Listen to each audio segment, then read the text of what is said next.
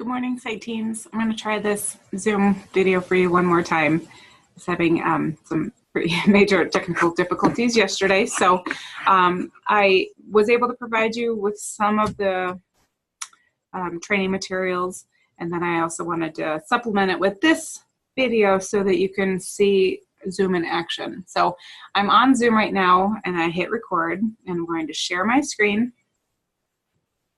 Screen am I sharing? Firefox and share. Okay, so as we went over at Collaborative Council, it's important that when you set up your Zoom account for the first time that you are signing up under CU Denver Zoom. So if I just type in Zoom on my search engine, it will give me zoom.us, and this is a completely, it's the same software but a different platform. If you, I don't know how to describe it. What we want to make sure that we do is when we're logging into Zoom that we type in CU Denver Zoom, and then you want to look for the address that, not this first one says zoom.us. We want to look for the one that says ucdenver.zoom.us. This is the one that's going to connect you with your CU Denver credentials. It will connect you in Canvas. It will be updated as you update your password. It has more bells and whistles. It's a pro version versus the other free version of Zoom. Anybody with a CU Denver email address can log into this one. So you'll know that you're in the right place when you see this big picture of the Tivoli, and then we have another picture of the Anschutz, and we've got our logos up here. And in the upper right-hand corner, it says sign in. This is where you're going to put in your CU Denver credentials, either your username or your email. So this is my username, Cornell Raw, or if I want to, I could type in rachel.cornelius@ucdenver.edu. And then my password is the same password that I use to log into Canvas, to log into my computer, to log into my email. All of it's the same. And I hit login. And this is my Zoom dashboard. It's a where you can go to find your personal meeting ID. It's where you can go to schedule meetings. It's where you can go to view meetings. What I want to show you on this first, if you click on these menu items on the left, you can see your profile. So you can put a picture up there if you want to. It has your name. You can put your phone number in there and what account. This should say CU Denver. If it doesn't say CU Denver, it sounds like you might have signed up with another, just the zoom.us. Your personal meeting ID, everybody is assigned their own personal meeting ID. Sometimes I use this if instead of scheduling a meeting, I just want to have somebody pop into Zoom with me so I can show them something. I just send them this link, and they click on it. They follow the prompts to download Zoom, and then if it asks you for a meeting ID number, this would be the meeting ID number. Sometimes you'll see me send you web links too that have the https://ucdenver.zoom.us, and then it has these 10 digits at the very end. That's your ID number. So if, let's say, Cindy wants to join you on Zoom and she sends you these 10 digits, you go to the upper right-hand corner of your screen where it says join a meeting. Click on that, and that's where you'll enter that 10-digit number. If it's your personal meeting ID number, that's where you'll put your personal meeting ID.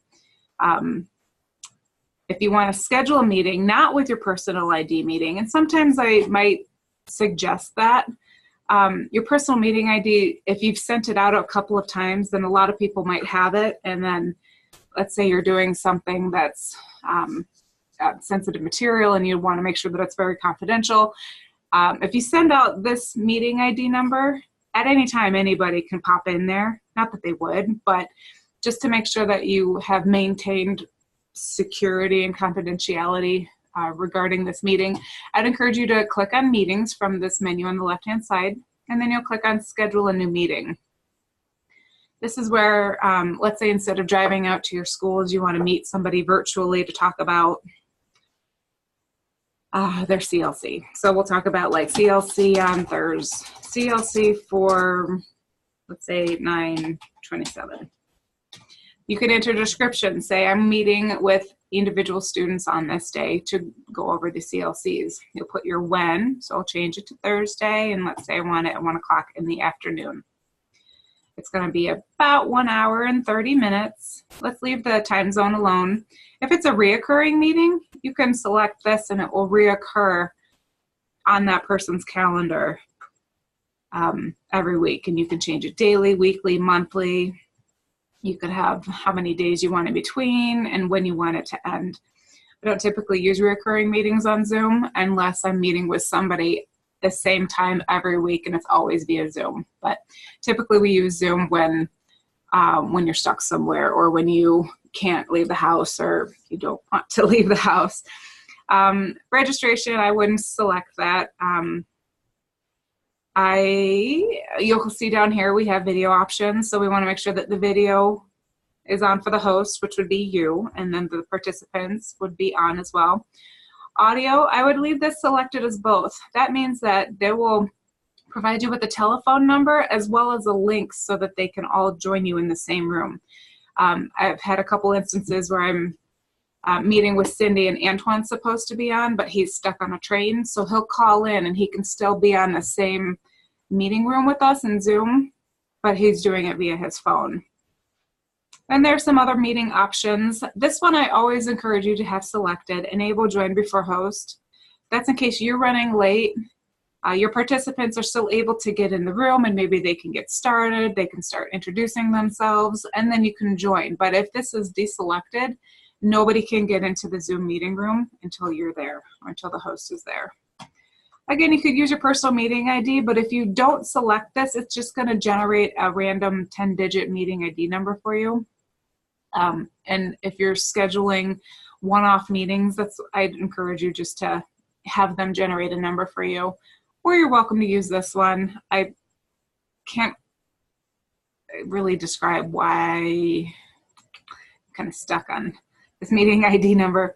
Anyway, and then you can have alternate hosts. So if you're a site team and you're evaluating a student together, you can have, let's say, Darcy and Michelle. So Darcy would be coordinating this, and then she put in Michelle's email address as an alternative host.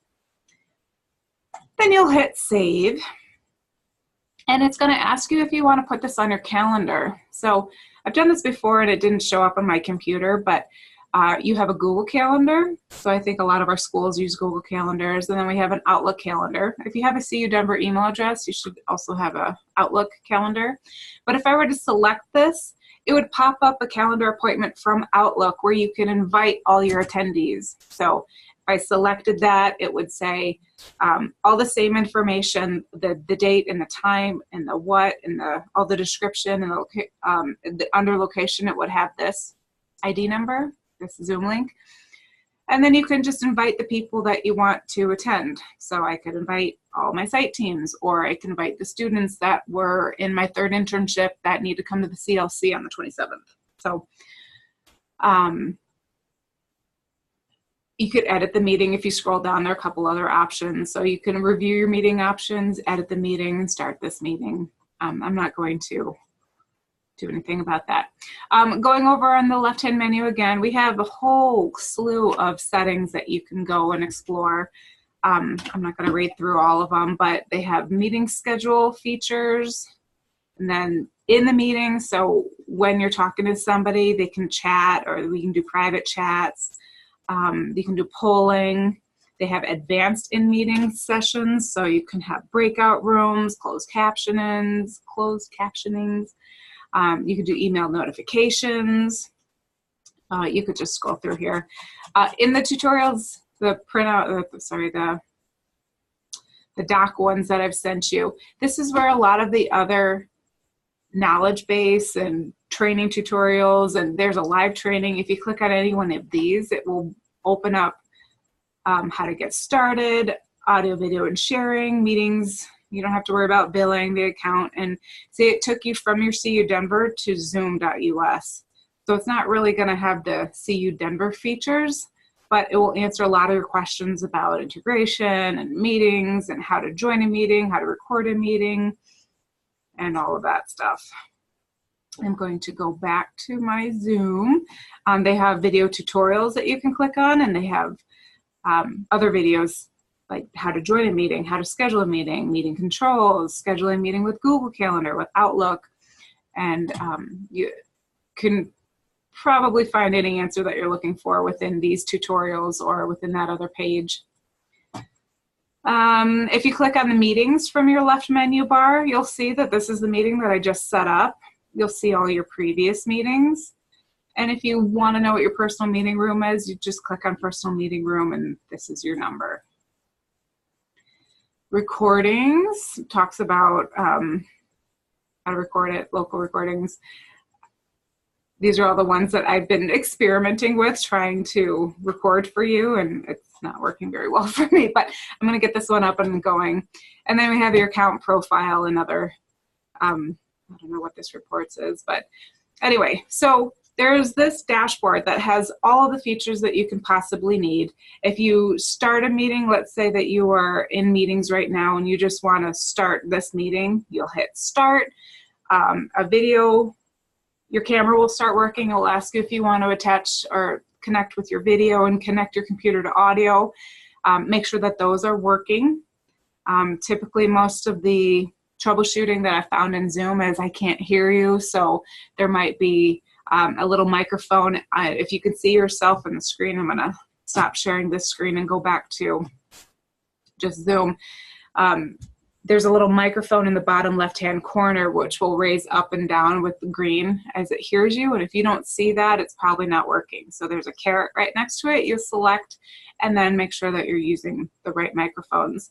Sometimes if you're using headphones, if they don't have a microphone, it gets a little wonky. Right next to the microphone at the bottom left, there's also a video camera that you, if you're not feeling very well and you don't want to show your face, but you still want to be able to use the computer audio, you can shut off your video. The next option is how you can invite people. So if you're waiting and somebody doesn't show up, you could just hit the invite button and you can invite by email, by contacts, copy the invitation and send it directly to a person. The next one is manage participants. So if you click on that, it will open a bar on the right-hand side. It will show you who's the host and how many participants and who's all in there. You can mute all or unmute all, or if you click on more, you can mute participants on entry. You can play the enter and exit chime. Remember I mentioned when somebody joins, you'll hear the ding dong. So if you're away from your computer and you hear that, it just means that somebody has entered your room. One of the next options is share. So that's the feature that I was just using to share my screen and show you all of the features on the dashboard. And once I started the video, I have this screen now that I'm looking at that shows me, and it shows the screen that I'm trying to walk you through. I would encourage you to just use the web platform for now. There is a software that you can download, a Zoom software that will add something to your desktop, and it has all of the same features, but it might just be easier until we get a little more oriented for you to use the dashboard that's available on the web. Otherwise, we get into some other wonky things like making sure that you're signing up with the SSO and what your domain is, and let's just keep it easy and just use the web version. There's a chat feature, so if you're chatting with somebody and you're having a Zoom meeting, you can hit chat, and you can, this is helpful when you can't hear somebody, or let's say you lost your voice.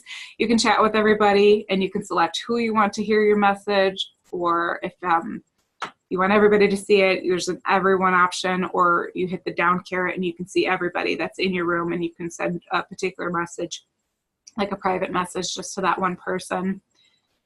There is a recording. So if you hit record, I'm recording now, and this is hopefully going to work, that it gets uploaded to your computer. Hopefully it will be in a format that you can work with. Mine keeps downloading as an unreadable format on YouTube, so that's what I'm working out, but most of the time it will download as an MP4, and then all you have to do is drag it over to YouTube and share the link. And so it's very easy to record meetings that you've had, so students who might not have been able to attend because they were sick or out of the country, you can record the entire meeting that you have and then share it with them when they get back. You can pause during a recording, so if you have to step away, you can hit pause and then come back and continue recording. And then on this screen as well, it's hard for me to show because I don't have anybody that I'm talking to, but there's a gallery view.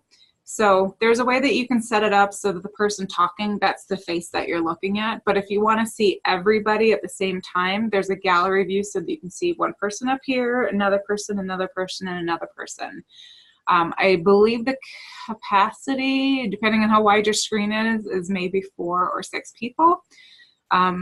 Know that your pro version of Zoom that you're getting through CU Denver will allow up to 100 people on a conference call. I have found, though, that if even one person has a pretty slow internet, it bogs down everybody. So if you are Zooming with people, encourage them to make sure that they are in a strong Wi-Fi connection. And if that means going over to a particular window in your house, because sometimes I have to do that in my house, then that ensures that the quality of the connection throughout the Zoom conference will be good and not cutting in and out. Okay, so I'm going to stop there. I am available anytime if anybody wants to Zoom with me. You can just send me a link, schedule a meeting with me, and I'll pop in and walk you through everything that I just showed you. I'll also have a little time at the next Collaborative Council to review all of this information as well. I would encourage you to start using it. It will be helpful, let's say in the winter, if you can't leave your house and you still need to meet with your students, just send them a link and then you can meet with them virtually. This day and age, I'm a huge supporter of that. So anyway, let me know if you have any questions, and have a great rest of your week. All right, bye.